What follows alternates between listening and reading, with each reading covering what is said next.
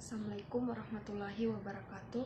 Saya Nur Zakira dengan NIM A321230078.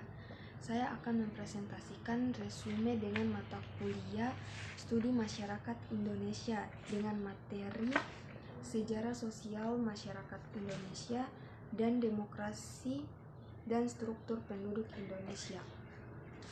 Yang pertama, kolonialisme memiliki dampak yang signifikan terhadap struktur sosial masyarakat Indonesia. Beberapa dampak kolonialisme terhadap struktur sosial masyarakat Indonesia. Yang pertama, perubahan sistem sosial dari komunitas ke individu. Kedua, pembentukan kelas sosial baru. Ketiga, perubahan peran gender. Yang keempat, pembentukan identitas sosial baru. Yang kelima, perubahan sistem pendidikan. Yang keenam, pembentukan sistem ekonomi baru. Dan yang ketujuh, perubahan sistem politik.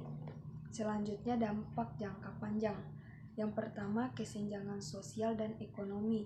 Yang kedua, pengaruh budaya barat terhadap budaya lokal. Yang ketiga, perubahan nilai-nilai sosial dan budaya. Kedua, faktor fertilitas adalah kemampuan wanita untuk melahirkan anak.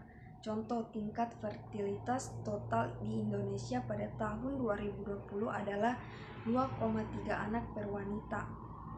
Faktor mortalitas adalah kemampuan individu untuk bertahan hidup. Contoh, tingkat kematian bayi di Indonesia pada tahun 2000 adalah 15,4 kematian per 1000 kelahiran hidup. Faktor migrasi adalah perpindahan penduduk dari satu wilayah ke wilayah lain. Contoh, jumlah migran internasional di Indonesia pada tahun 2020 adalah sekitar 778.000 orang. Ketiga, urbanisasi adalah migrasi penduduk dari desa ke kota. Dampaknya perubahan struktur sosial, ekonomi, dan budaya. Contoh, pertumbuhan kota-kota besar seperti Jakarta, Surabaya, dan Bandung. Kriminalitas adalah perubahan pola kejahatan dan keamanan. Dampaknya perubahan dalam sistem hukum dan keamanan. Contoh, peningkatan kasus kejahatan seperti pencurian, perampokan, dan korupsi. Selanjutnya, pertumbuhan penduduk adalah perubahan jumlah penduduk dan struktur demografis. Dampaknya perubahan dalam sistem pendidikan, kesehatan, dan ekonomi. Contoh, peningkatan jumlah penduduk di Indonesia dan dampaknya terhadap sistem pendidikan dan kesehatan. Keempat, pembentukan budaya keberagaman di Indonesia. Sejarah kolonial. Indonesia dijajah oleh berbagai negara seperti Portugis, Belanda, Jepang, dan membawa pengaruh budaya dan agama yang berbeda-beda.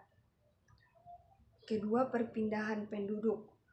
Perpindahan penduduk dari berbagai daerah di Indonesia dari luar negeri membawa budaya dan tradisi yang berbeda-beda. Ketiga, pengaruh agama.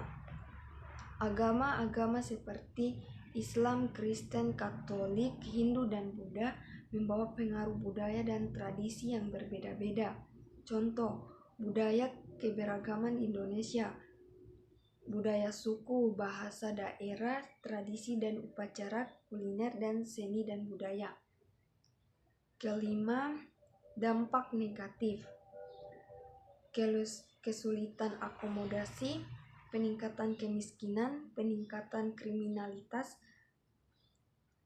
Selanjutnya, dampak positifnya, pertumbuhan ekonomi, perkembangan infrastruktur, dan diversifikasi budaya. Solusi, perencanaan kota yang baik, pembangunan infrastruktur. Ketiga, pengawasan dan pengadilan. Nomor 6, karakteristik demografi penduduk Indonesia, termasuk usia, jenis kelamin, dan distribusi geografis. Contoh, piramida penduduk, rasio jenis kelamin, dan distribusi penduduk di berbagai provinsi. Ketujuh, distribusi penduduk di Indonesia secara geografis tidak merata, dengan kepedataan penduduk yang tinggi di Jawa dan kepedataan penduduk yang rendah di Papua. Tantangan kepadatan penduduk yang tidak merata, yaitu kesulitan akses ke fasilitas, peningkatan kemiskinan, peningkatan kriminalitas, kesulitan pengembangan infrastruktur, peningkatan tekanan terhadap lingkungan. Ke-8, perkembangan agama dan kepercayaan di Indonesia telah memengaruhi struktur sosial dan budaya masyarakat secara signifikan. Indonesia sebagai negara dengan penduduk muslim terbesar di dunia memiliki sejarah panjang interaksi dan sinkretisme antaragama. Interaksi antaragama, para pedagang ulama muslim berinteraksi dengan masyarakat lokal yang memiliki latar belakang agama Hindu-Buddha. Sinkretisme antaragama yaitu contohnya masjid-masjid di Indonesia memiliki arsitektur yang dipengaruhi oleh seni bangunan Hindu-Buddha. Yang ke-9, kelebihan perubahan jumlah penduduk. Yang pertama, meningkatkan jumlah tenaga kerja. Kedua, peningkatan konsumsi. Ketiga, peningkatan inovasi. Selanjutnya, kekurangan perubahan jumlah penduduk, peningkatan kemiskinan, peningkatan kriminalitas, peningkatan tekanan terhadap lingkungan. Ke-10, dampak struktur penduduk. Meningkatkan kebutuhan perumahan, meningkatnya kebutuhan infrastruktur, keterbatasan lahan dan sumber daya, munculnya pemukiman kumuh, kemacetan dan polusi udara. Dan yang terakhir, ke-11, alasan pertumbuhan yang pesat tanpa kualitas yang baik menjadi beban. Yang pertama, tidak meningkatnya kualitas hidup. Kedua, meningkatnya kemiskinan. Ketiga, meningkatnya kriminalitas. 4, menghambat pembangunan berkelanjutan. Itu saja resume dari saya. Wabillahi wabil taufiq wal hidayah. Wassalamualaikum warahmatullahi wabarakatuh.